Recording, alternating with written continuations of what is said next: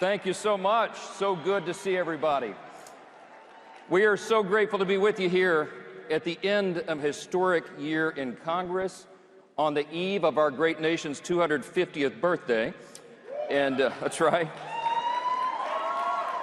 And in the midst of this epic and fateful battle that truly will determine the future of our great republic. Charlie Kirk understood that better than anyone. And as you've heard here over the last few days, we're no longer in a battle, no longer in a contrast just between Republicans and Democrats. We're in a contrast between two completely different, diametrically opposed worldviews. Charlie stood for that. I knew him a long time, and yes, Andy Biggs, we're going to work on that statue in the Capitol, okay?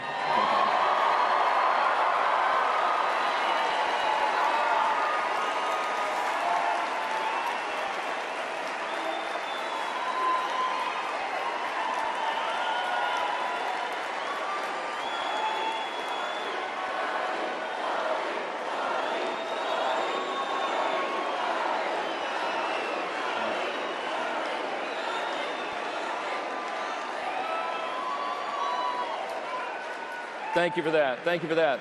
I knew Charlie a long time. I came up in the conservative movement. For about 20 years before I got to Congress, I served as a constitutional law attorney. And so my job was to go into the courts and defend religious freedom and marriage and family and the sanctity of human life.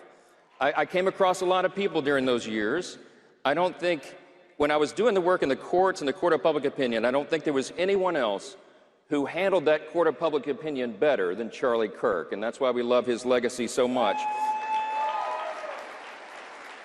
I was honored to be asked to speak at 4 different vigils and events for him following his tragic passing. It was as if the ground shook beneath all of us, and at each one of those things, we all had a short amount of time, and I just presented a simple message, and I wanted to share it with you here this morning.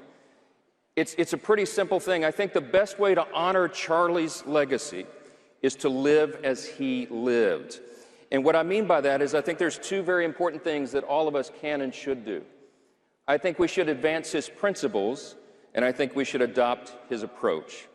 Now let me talk about the first one, advancing his principles. See, what Charlie stood for was very well known by everybody. He was a man of deep faith and conviction, as we know. He was a man who was truly authentic, and that's what drew everybody into the message. That was the great power of his message, was that it came so deep from his heart. It was authentic. Charlie believed in the things that Scripture says we should focus on, the things that are praiseworthy and noble and good. He believed and he preached faith and family and freedom and virtue and patriotism. See, Charlie understood we live in the greatest nation in the history of the world, and it's not even close, and we all know that.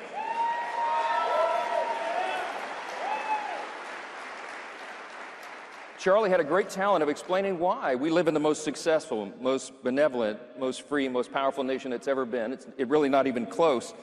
And he did that so well, because see, Charlie understood, the reason he was so passionate about that message is he knew that it is easy to take freedom away from a people if they do not understand the source of it. I love that he read Psalm 11:3, not just as a rhetorical question, but as a call to arms. You know that scripture. It says, if the foundations be destroyed, what will the righteous do?